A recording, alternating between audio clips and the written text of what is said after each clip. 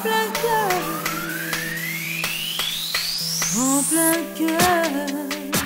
Alexandre, bonjour. Bonjour Barbada. Merci de prendre le temps de venir nous jaser. Je pense que ça allait de soi qu'on t'invite parce que, évidemment, tu as fait partie de Maison Plein Cœur, tout d'abord en tant qu'employé, n'est-ce pas? Bénévole. Bénévole, ensuite employé, c'est ça? Oui.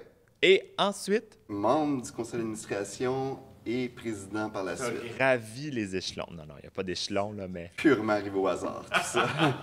Bien, j'aimerais que tu nous parles un peu de chaque étape. Premièrement, comment c'est arrivé Maison Plein Cœur dans ta vie? 2004, j'étais en réorientation dans mes études. Ma coloc m'avait convaincu essayer de devenir intervenant pour être une bonne chose. Je m'ai trouvé un programme de soir au Cégep du Vieux-Montréal et il demandait qu'on ait fait quelque chose comme 35 ou 40 heures de relations d'aide, que ce soit bénévole ou autre. Comme condition pour rester dans le programme. Je suis allé dans un centre bénévole et moi qui demeurais au métro Frontenac, on me propose quelque chose au métro Papineau. J'avais fait « let's go ». J'avais une connaissance, je suis plus vieux que j'en ai l'air, donc j'ai vécu les années 80, je connaissais l'existence de la maladie. Je savais que les antirétroviraux existaient, puis j'avais fait « je vais aller découvrir ça ». Comment ça te faisait pour toi de venir travailler dans le village, de venir dans un organisme où, évidemment, il y a beaucoup d'hommes qui ont des relations sexuelles avec d'autres hommes? Pourquoi? Les individus avec qui j'interagissais étaient super le fun, puis je pouvais poser plein de questions très ouvertes et le non-jugement et le caractère candide des questions faisaient en sorte que c'était très accepté.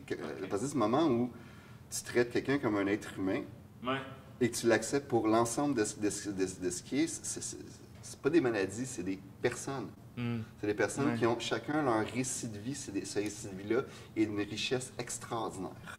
Comment c'était à l'époque? Parce que c'était différent. Je veux dire, dans ce temps-là, Maison Plein Cœur était différente. Le VIH était différent aussi. L'approche par rapport au VIH, les traitements, etc., etc. C'est très différent de ce que c'est aujourd'hui. Premièrement, je veux dire que c'est les gens qui font l'endroit, donc le temps de chacun est son temps à lui. Ouais. Mon temps est mon temps, le temps de Martin, c'est son temps, le temps des gens avant, entre-temps, les gens qui ont fondé, c'était leur temps aussi.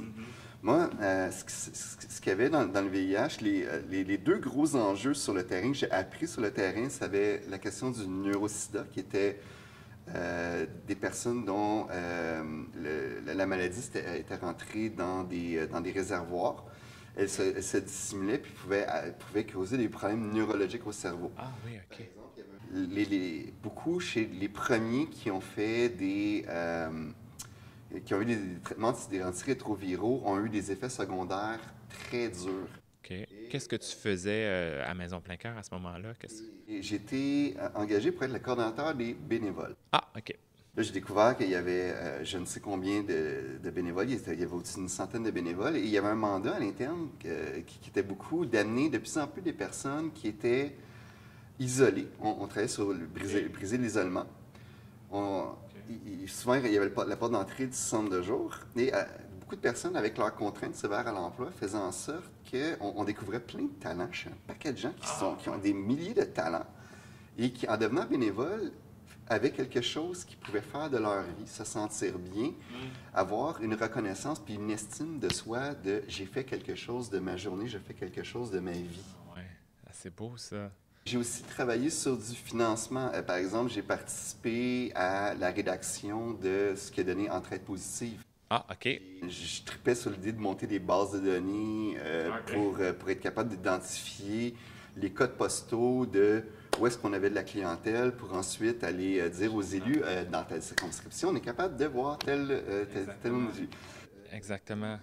Je suis allé à AIDS 2006, la conférence internationale sur le sida à Toronto. Je me suis ramassé dans un line-up où ça parle toutes les langues du monde sauf français et anglais. C'était fascinant comme expérience parce qu'il y a 160 gens, 160 pays dans le même endroit. Tu as la planète à un seul endroit. C'est fou, hein? C'est quand même... Faire le party avec des gens du Burkina Faso à Toronto, c'est particulièrement le fun comme expérience aussi.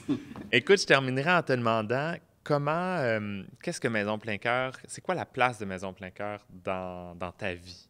C'est des choses, c'est des belles émotions et des pertes. Fait que j'ai toujours j'ai toujours resté affecté parce que c'est pas parce qu'on quitte quelque part qu'on n'est pas affecté par les personnes qu'on a connues et leur vie continue. Et ces personnes-là, c'est des humains à part entière.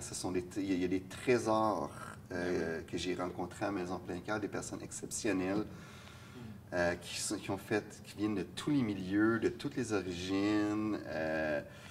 Qu'est-ce que c'est, Maison Plein Cœur? Pour moi, c'est quelque chose qui m'a beaucoup donné et que j'ai redonné. Écoute, c'est vraiment... Premièrement, je veux te remercier pour ton implication dans Maison Plein Cœur.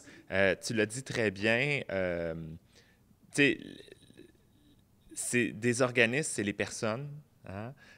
Puis tu l'as dit, chaque personne, tu sais, bâtit selon son temps, module l'organisme selon son temps, puis selon c'est ça, la vision qu'il a pour cet organisme-là. Et je pense qu'on peut clairement tous dire que Maison Plein Cœur a vraiment grandi grâce à ton implication à tous les niveaux. Évidemment, il y a plein de personnes. On se souhaite, non pas longue vie nécessairement à Maison Plein Cœur, comme on le dit, mais on se souhaite certainement de pouvoir continuer à aider les gens qui en ont besoin. Exactement. Tant qu'il y a des besoins, il faut répondre aux besoins. Exact. Merci beaucoup, Alexandre. Merci, Barbada. En plein cœur, en plein cœur.